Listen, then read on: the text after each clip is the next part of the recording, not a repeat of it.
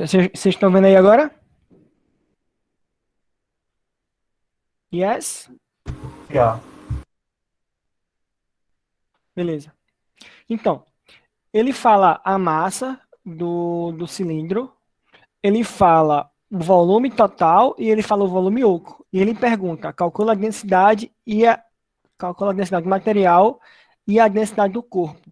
Densidade do material é o que a gente chama de quê? Massa específica,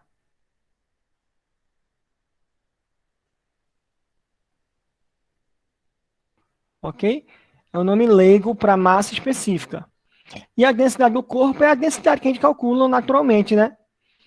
Ambas têm a mesma equação, massa sobre volume. Inclusive, eu coloquei um mapa mental para vocês que tinha até a diferença, né? Entre massa específica e a densidade do corpo. A massa específica você vai calcular somente o volume que tem de material. Então, a parte oca não vai contar para a nossa massa específica. Já a densidade do corpo vai levar em conta o volume total. Então, a parte oca ela vai ser importante para a gente alterar, a gente brincar com essa densidade a nosso favor, que é o caso dos barcos, por exemplo. Só para lembrar você, né, que massa específica, o símbolozinho é Rho. Algumas literaturas utilizam outra letra, que é o Mi. Então, depende do livro que você olhar, ou da questão que você olhar, ele vai chamar massa específica por Rho ou por Mi. E a densidade do corpo a gente chama só de Dzinho. Qual é um dos problemas que a gente tem aí? É porque a gente está em quilograma, está com centímetro cúbico, e a resposta ela está em quilograma por metro cúbico. Você tem várias formas de fazer isso.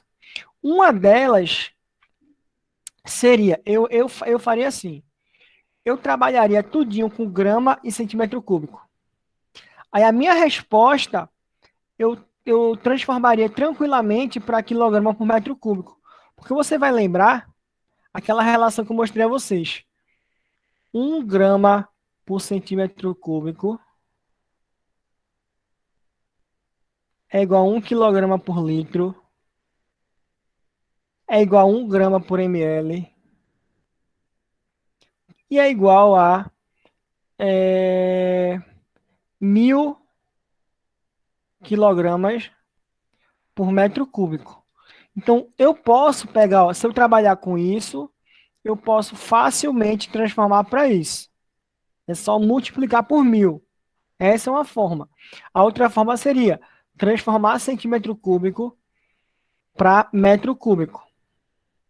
Então você ia andar 6 casinhas aí para a esquerda para transformar. Para a esquerda? Para a esquerda. Para transformar. Então cada um faz da sua forma. Eu vou fazer desse jeitinho, a primeira forma que eu comentei. Tá? Então, 1 kg é 1.000 gramas. E aí, quando eu for calcular a massa específica, vai ser a massa sobre o volume de material. A massa do corpo é 1.000 gramas. Qual é o volume de material que eu tenho? Vai ser 500 centímetros, que é o volume total, menos o volume que está oco.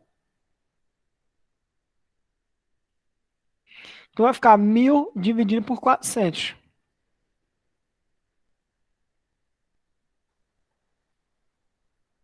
Aqui dá 2,5 grama por centímetro cúbico. Essa é a massa específica. Então veja, a massa específica não leva em conta a parte oca, por isso que eu subtraí. Leva em conta só a parte que tem material. E a densidade vai levar em conta o volume total. Massa sobre volume total. 1.000 gramas. O total é 500. Isso aqui vai dar 2 gramas por centímetro cúbico. Aí, para eu colocar na unidade que ele quer na questão, eu faço o quê? Multiplico isso aí por 1.000. Então, a massa específica... Cadê meu... Ah, tá ali. A massa específica vai ser 2,5 vezes 1.000, que é 2.500 quilograma por metro cúbico. Por que fez isso?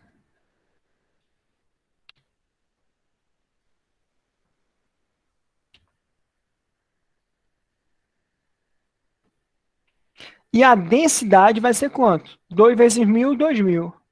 2.000 quilograma por metro cúbico. Nessa questão, um detalhe que você tinha que fazer é porque ele quer nessa ordem, né?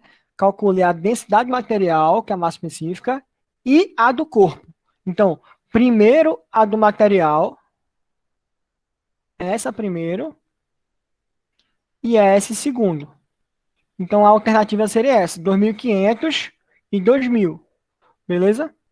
Porque, se eu não me engano, eu fiz um trocadilho aí. Eu coloquei 2.500 e 2.000, e na outra alternativa eu coloquei 2.000 e 2.500. Só que uma coisa é uma coisa e outra coisa é outra coisa. Beleza? Densidade material, massa específica, só o material é que importa. Só o volume de material é que importa. A densidade mesmo do corpo, aí você vai calcular usando o volume total. Então, a parte oca, ela vai contar também. Aí pronto, veja que a densidade do corpo ela é menor que a massa específica dele.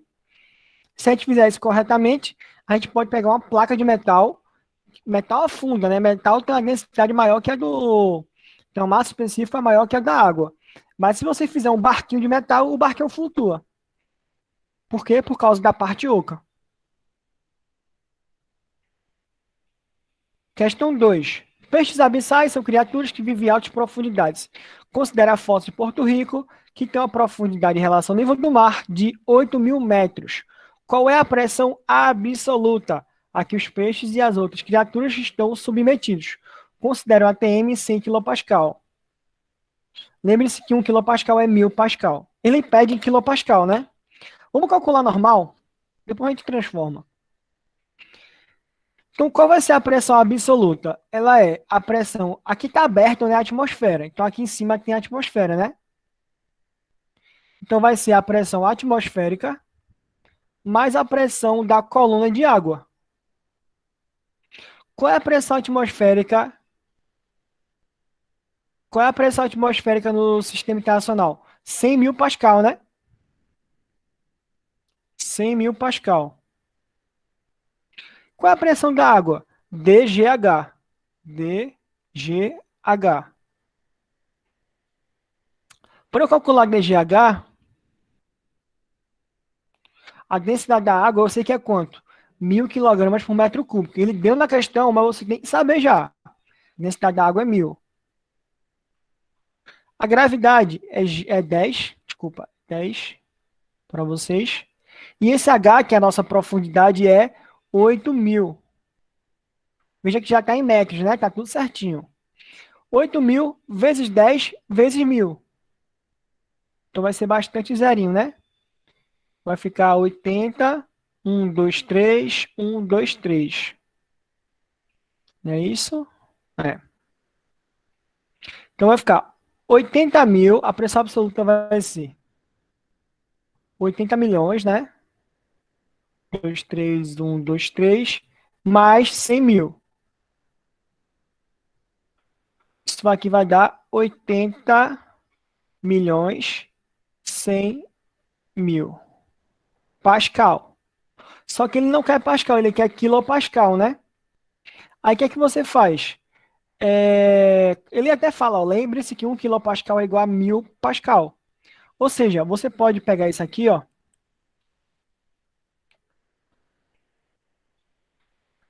Você pode pegar esse pacotinho aqui, ó, e dizer que ele é quilopascal. Eu faço assim, eu penso assim, tá?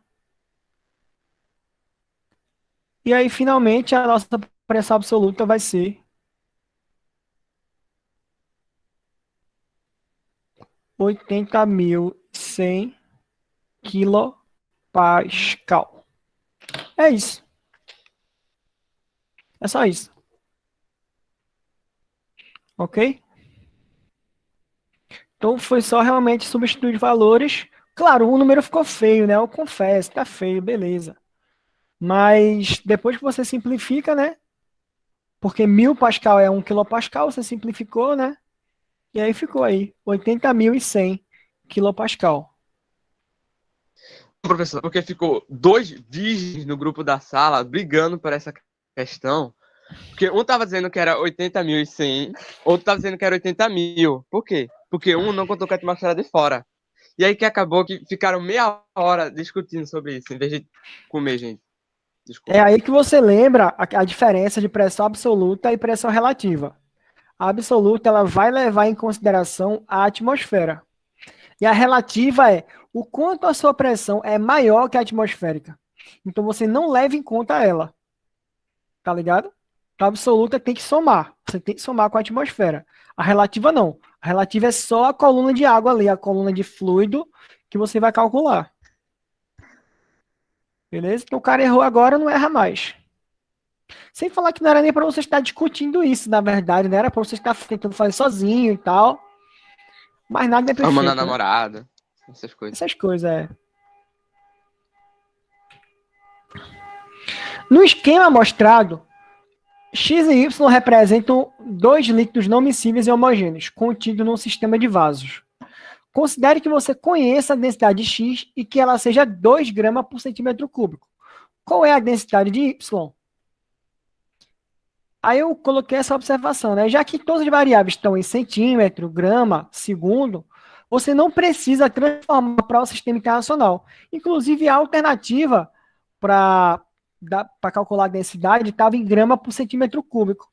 Então, você podia tranquilamente utilizar esse sistema e não ter que transformar para o internacional.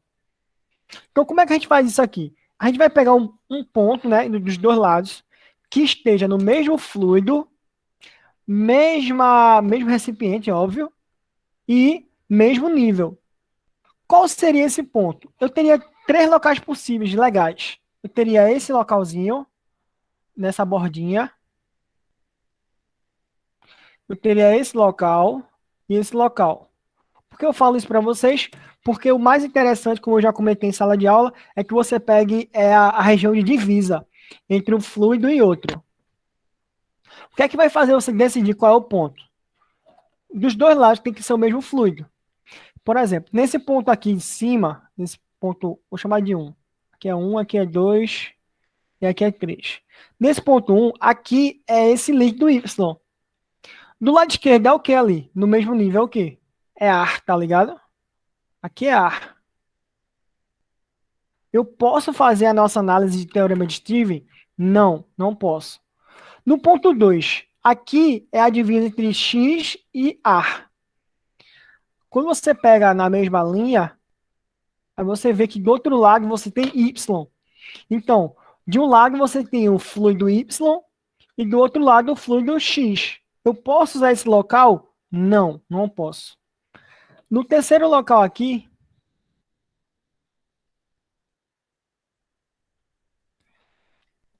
eu tenho também, ó, aqui a divisa, né, de X e Y e do outro lado é X. Aqui seria um local bastante interessante, porque dos dois lados eu posso considerar que ele está no fluido X, e portanto eu posso usar aquela igualdade lá do teorema de Stevens. Tem outro local que eu poderia utilizar? Claro que tem. Seria aqui embaixo, ó. Aqui embaixo, nesse ponto 4. Ele está no fluido X, você tem as medidas, né? E você está no mesmo recipiente, mesmo nível, etc.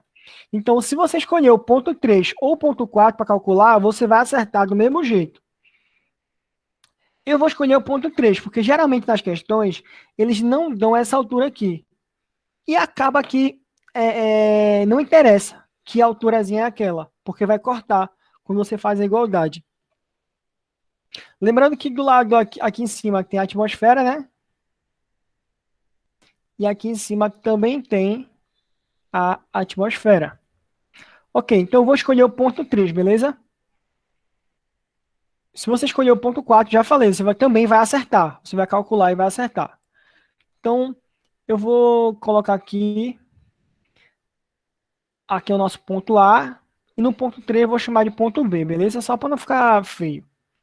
Então, eu posso afirmar que a pressão em A é igual à pressão de B. Quem é que faz pressão em A? Em A?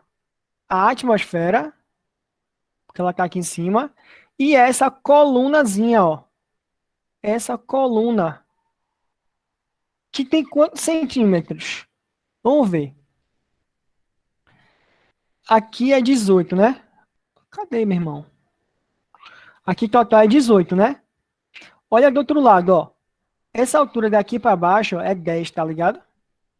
Então, essa alturazinha ali, deixa eu mudar a cor. Essa alturazinha aqui, ó, é 10. Se essa alturazinha é 10, essa altura aqui vai ser quanto? Vai ser 8, né? 8. Cálculozinho rápido de cabeça aí. Então, esta alturazinha aqui vai ser 8. Beleza? Então, aqui é 8 e ali é 10. Então, a minha pressão no ponto A, ela vai ser a atmosfera mais 8 centímetros do fluido X. Então, vai ser a minha pressão de X, né? Com a altura de 8 centímetros. E no meu lado B, quem é que vai fazer pressão? Tem a atmosfera de novo. Quem é que está acima do ponto B? Tem X acima do ponto B? Não, né? É só Y. Se eu estivesse lá embaixo, eu até ia ter, né? Mas aqui no ponto B, não. Aqui no ponto B só tem Y acima dele.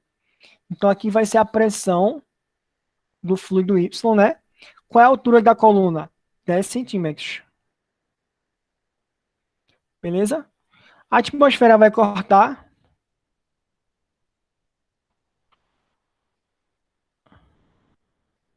A atmosfera vai cortar aqui. E aí eu posso calcular, né? Pela nossa equação, dGH.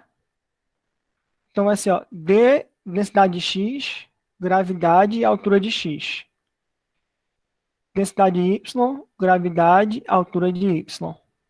A densidade de X, ó, gravidade eu posso cortar, né, galera? Posso cortar, ela tá dos dois lados. Posso cortar aqui, ó. A densidade de X, ele falou, ó, ela é 2.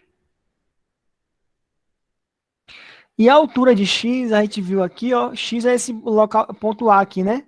É a altura em relação a A, que é 8. A densidade de Y eu quero descobrir. E a altura de Y é 10.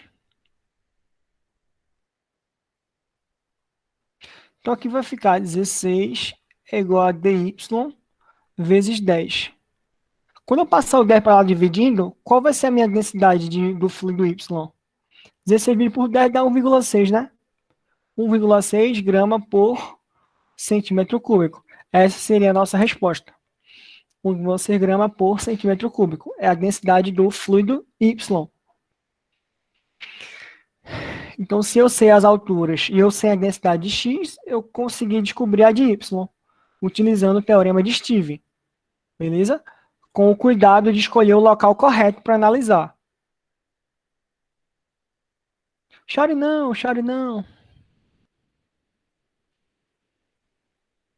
Essa abordagem eu mostrei na sala de aula, eu acho que eu já fiz umas 2 questões sobre isso para alguns de vocês.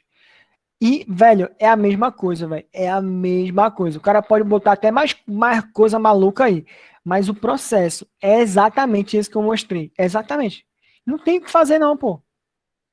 Tem que ter só o cuidadozinho, né, com as unidades para não se confundir.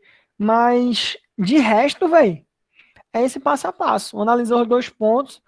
Geralmente, a atmosfera vai cortar, gravidade vai cortar, e você vai fazer jogar os valores e achar, pô. É geralmente isso que acontece. Determine aproximadamente a altura da troposfera, camada mais interna, se a densidade do ar fosse constante igual a 1,2 kg por metro cúbico. Considere o ATM 100.000 newton por metro quadrado. Então, são várias considerações, né? Vamos considerar que a pressão atmosférica é causada basicamente pela troposfera E também que a densidade do ar é constante. Então, como eu falei, são muitas considerações, mas vamos lá. Então, se eu calcular a pressão utilizando a equação dGH, a pressão é a atmosférica, que é 100 mil. A densidade é do ar é 1,2. Gravidade é 10. Aí eu preciso saber qual vai ser a altura, né?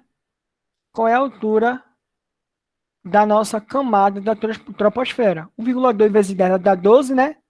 É 100 mil dividido por 12.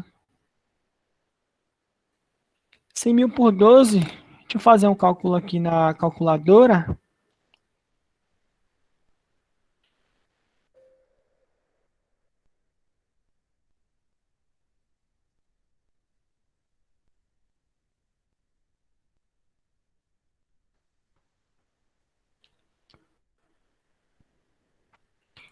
Então, 100 mil dividido por 12. 8.333 metros.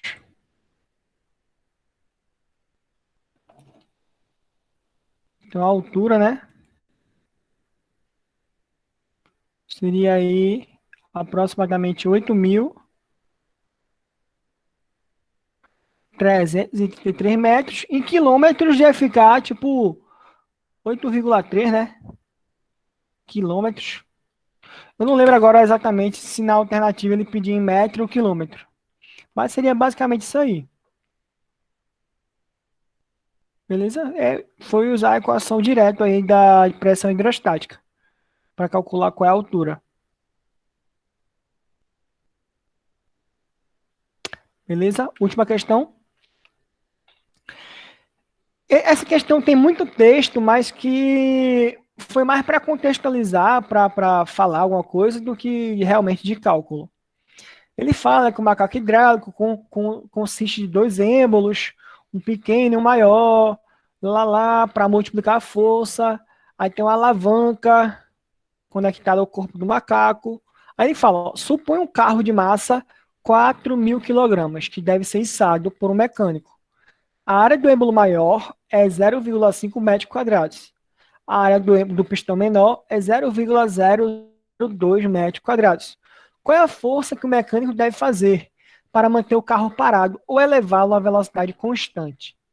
Ok. Então, do lado direito, nós sabemos que temos uma força clara aqui, que é qual? O peso, né?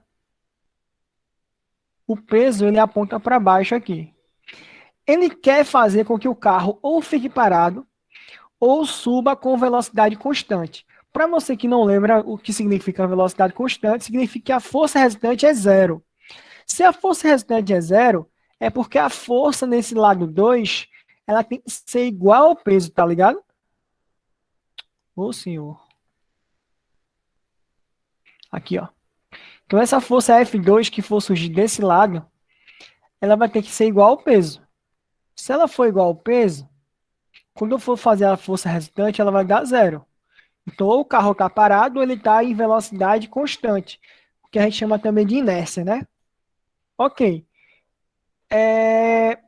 Isso quer dizer que F2 é igual ao peso. Então, qual vai ser o peso? O peso é massa vezes gravidade, né? A massa do carro é 4.000 quilogramas. A gravidade é 10, então dá 40.000 newton. 40.000 newton. Ele quer saber qual é a força que o mecânico tem que fazer. Como é que nós fazemos isso? O princípio de Pascal fala que o fluido, quando ele é pressurizado, ele vai distribuir essa pressão igualmente por cada localzinho desse fluido. Então, as pressões no ponto 1, P1 é igual a P2. A pressão que você fizer do lado 1 vai ser igual à pressão que você vai fazer no lado 2. E pressão é força sobre área. Depois que você pega a manha, você não precisa nem calcular mais, você faz de cabeça. Mas, como a gente está começando, digamos assim, começando e terminando, mas beleza. Então, F1 é o que eu quero descobrir. É a força do mecânico. A área A1 é uma área bem pequenininha, lá em cima, ó. 0,0. 0,002 metros quadrados. Veja que já está no sistema internacional. Beleza, não vou ter que mexer em nada. A minha força F2 é 40 mil. E a minha área 2 é 0,5. O que é que eu vou fazer aqui?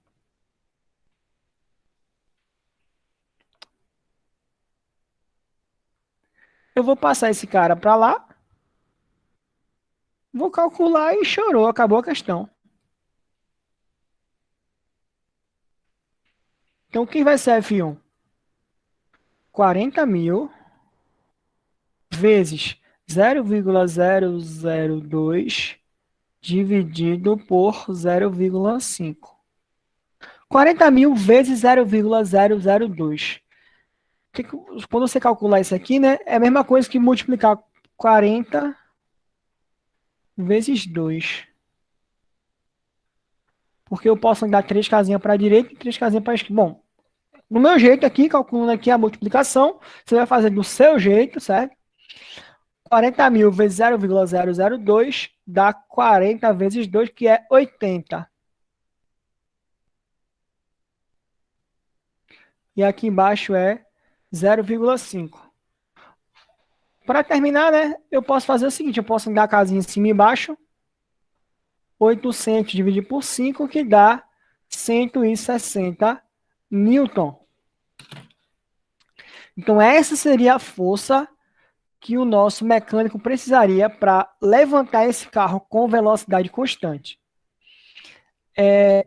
Se você fosse calcular o equivalente em massa, né, você podia calcular assim, ó, F1 massa vezes gravidade, né, igual a 60, gravidade é 10, a massa é 160 dividido por 10, que dá 16 quilogramas.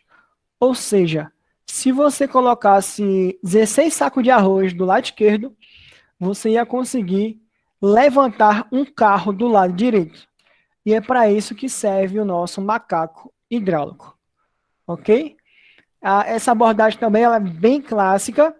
O máximo que ele pode pedir aí, além de relacionar força, é relacionar deslocamento. Assim, eu já podia divulgar, porque eu fiz o esquema lá para poder liberar a nota. Mas eu não sei, porque teve gente que tirou uma nota tão baixinha que eu não sei se depende do resultado do SAEP. Se o resultado do SAEP for bom, aí eu divulgo. Aí o cara fica triste, mas fica feliz. E aí compensa. Mas se o cara só ficar triste, não é legal. Aí eu vejo o que é que eu faço. Então, por enquanto, eu vou segurar a nota. Beleza? É isso, pessoal. Espero que tenham gostado.